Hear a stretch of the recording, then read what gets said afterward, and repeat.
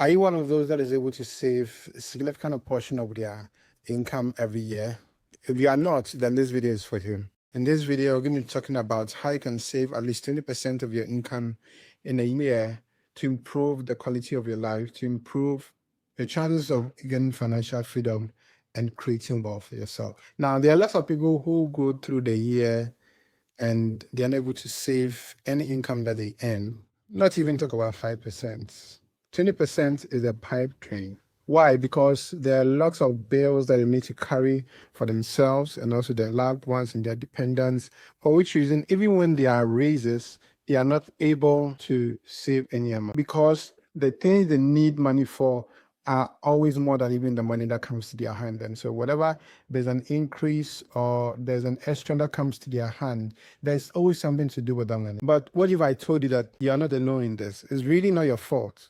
There are thousands and millions of people who are in the same situation as yours. But there's a hack that you can apply to ensure that you can save a portion of your income, even get to 20% and even do more anytime you get an income. And you're going to discuss that it is the power of automating the savings of your income. If you're not new to this channel, you realize that we talk about paying yourself first, ensuring that you take savings as your number one expense item before you think about any other thing that you need to spend money. So why is it difficult for people to save? It is difficult for people to save because our needs are insatiable. We have a lot of needs that we need money to satisfy. If it's not yourself, you need money to satisfy the needs of a loved one. Could be a brother, a sister, a relative who is in dire need of financial assistance. And so your goal and objective is to take care of yourself and also help them solve their financial needs so that they can also live a decent life. And so anytime you have money in your pocket, anytime you have an income, there's always things that you need to spend money on. You're spending money on yourself, you get sick along the way, you need to make emergency purchases, you need to sponsor people, and it's emergency. All of these things accumulate and it makes it difficult for you to save. But what if there's a way that you can do this, which will seem effortless, that you will not feel it, but it will still help you put some money aside while still taking care of the needs the needs of yourself, your family, your loved ones that you need to take care of. Now, so let's look at some steps that you can take to ensure that you can save 20% of your income this year.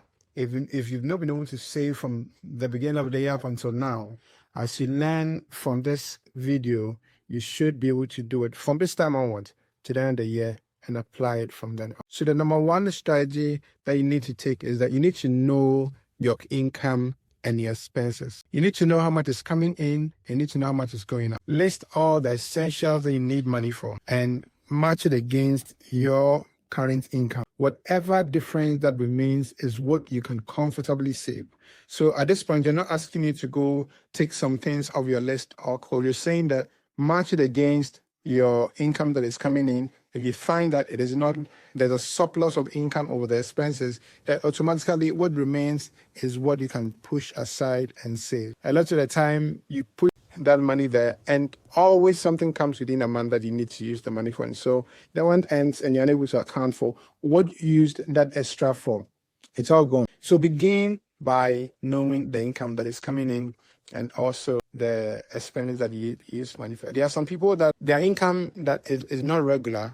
It comes, let's say, once in a while, but it comes big and you need to spend that money until another one comes. There are some who get it every month. There are some who get it every day. Whatever it is, get to understand the flow of your income and the actual amount that comes so that it can help you to structure how you can spend this money. Whatever remains is when you should note that you will be saving.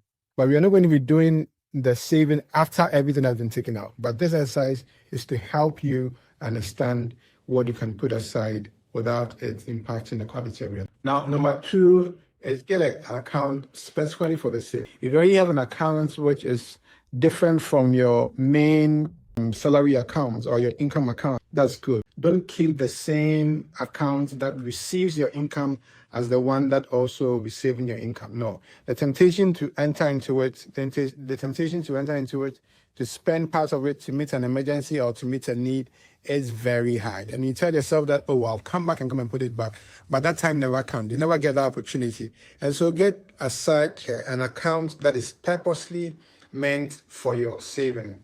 Now, number 3, let your employer take money out of your salary to save for you. Now, there are a lot of employers that have a savings scheme for their staff. And so the staff saves a portion. The employer may also match the same amount, the same percentage, and put it in a savings account for the person, for the employee. Oftentimes, there's a fund manager who manages that fund, and so it doesn't come directly to you. It is safe. In Ghana, we have the Tier 3 pension contribution, which is a voluntary contribution in addition to the Tier 1 and the Tier 2, which is compulsory. Now, with this, an employer can match an employee contribution. It goes to a fund manager. The advantage you get is that any amount that is deducted from your salary is also, you get opportunity of not being taxed. And so that saving goes before your tax is calculated on the balance that remains. And so you get an advantage of a savings tax. A lot of the time, we don't max it out. Like there's about 3 or 4% that we can max out from our salary. And so talk to your employer, talk to HR, find out if your Tier 3 pension contribution is maxed out. If it's not maxed out, ask them how much you can contribute to max it out and do that.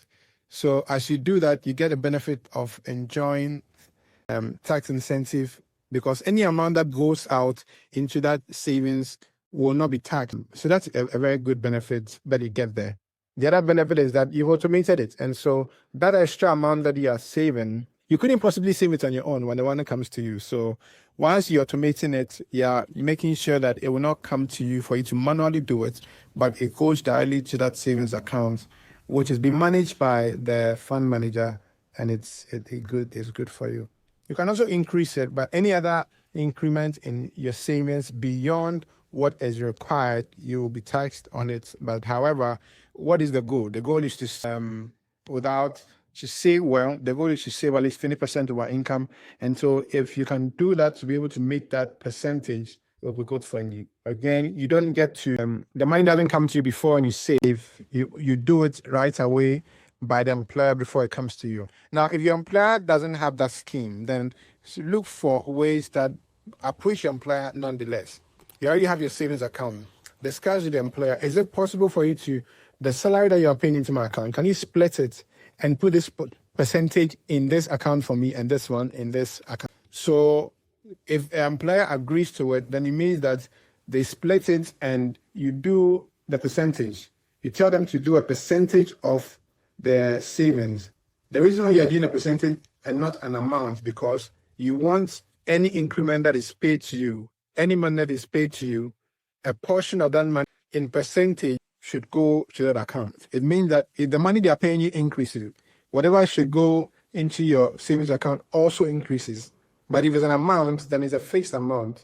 No matter the increments that your company is paying you, that your employer is paying you, it is only the fixed amount that will be paid. So do make a percentage so that anytime your employer is paying on your behalf, they will agree and they will go by that percentage. If it's 5%, and it means that if it's 5% of 500, if it is 10,000, the same percentage. And so the higher the amount, the more amount you're able to save automatically. So do that, get the employer to do that for you, and if your employer agrees, it will be good for you. Now, the next one is that you also set a direct debit or a standing order on your salary account or your income accounts.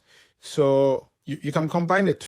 You do the employer and do the one on your income account. Or it's not possible for your employer to do that, then you concentrate on the one that you'll be doing direct debits on your income account. So the account that receives your income, whether it's salary, whether it's profits, whatever it is, commission, whatever income that you're receiving from into that account, do a direct debit on that account, do a standing order on that into that savings account that is created. Again, so that you don't get to touch it, so that it is separated from your transactional account, so that you'll not be tempted to go into it anytime you want. Because you have a goal. And so set that direct debit or stand order on that account and let it go there. So anytime you receive an income the following day, once you set it on it, you're given a date. If let's say you receive your salary at the end of the month, 30th or maybe 25th, then you make the direct debit 26th so that the following day it is transferred to that account. So do this. It is also automated. You don't have to manually be moving the money every month because you will not do it some months, even if you begin enthusiastically at the beginning points. But once you set it every month, it goes automatically without any intervention of yours. So take advantage of that and do direct debits into your savings. Now, the next strategy you need to use is to now monitor your accounts, monitor the savings and scale. After 3 months, get to understand how far have I. Are you doing this weekly? Are you doing this monthly? Are you doing this even daily? But after 3 months, assess where you are. Are you on track? Do you need to increase it? What do you need to do to increase it? As you list your income and your expenditure, also, it's not enough to do that. As you go through the process now, document every expenditure that you incur in that period. So as you document it, it gives you an opportunity. Now that you are reviewing, you get to understand where possibly you can make adjustments. You have a data for 3 months, your expenditure and income for 3 months. You've written down everything that you used money. This is a good opportunity to review to see whether there's some expenditure you can cut. Maybe the things that you spent money on, they may not have been for each one of them. There may be ones that you can do away. And so, or maybe there may have been some one-time payments that you needed to do, or some expenditure within a particular period. Now that you are reviewing, you see that you don't have any need of that again, or you've dealt with that expenditure, you're not going back to it, it's not recurring. And so that is available for you to save. The review will help bring all of these things out so that you plan on how you can improve on your savings into the future. Know that as you're doing the savings, it is not just for saving itself, but the goal is to help improve your financial situation, to prepare for the future, and also create financial freedom for yourself. And so the next one is that you invest this monies that you're saving. So we want to save 20% by end of the year. By the 3rd month, you save, so let's say income is 100,000. Our goal is to save 20,000.